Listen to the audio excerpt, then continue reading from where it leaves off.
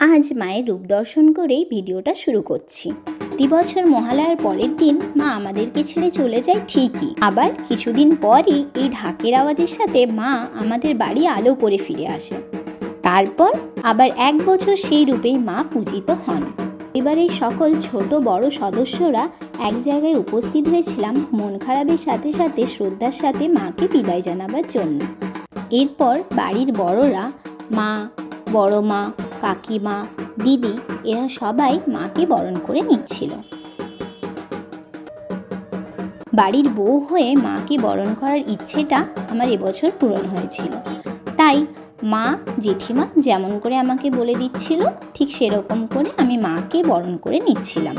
আমাদের বাড়িতে মায়ের পুজো শুরু হয়েছিল আমার শ্বশুরমশাইয়ের হাত ধরে। তিনি খুব ছোটোবেলার থেকেই নিজের হাতে মূর্তি গড়ে পুজো করতেন। তারপর ধীরে ধীরে নিজের চেষ্টায় মন্দির বানিয়ে মায়ের মূর্তি গড়িয়ে তিনি পুজো করা শুরু করেন।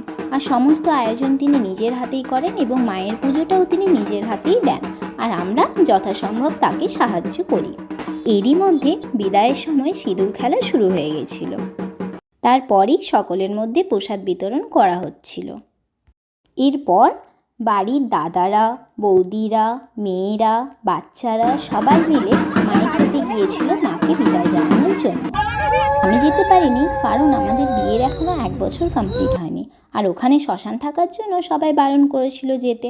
যে উনি কিন্তু চলে গেছিলেন সবার সাথে মাকে বিদায় জানাতে। মাকে বিদায় জানাতে সকলে দামোদর নদের কাছে উপস্থিত হয়েছিল। দাদারা মিলে অত্যন্ত শ্রদ্ধার সাথে মায়ের বিদায় কার্য সম্পূর্ণ করল। ওখানে উপস্থিত আরেক মায়ের আশীর্বাদ নিয়ে সামান্য স্ন্যাক্স খেয়ে আবার আগের মতো হই হুল্লোড় করতে করতে সবাই বাড়ি ফিরে এলো।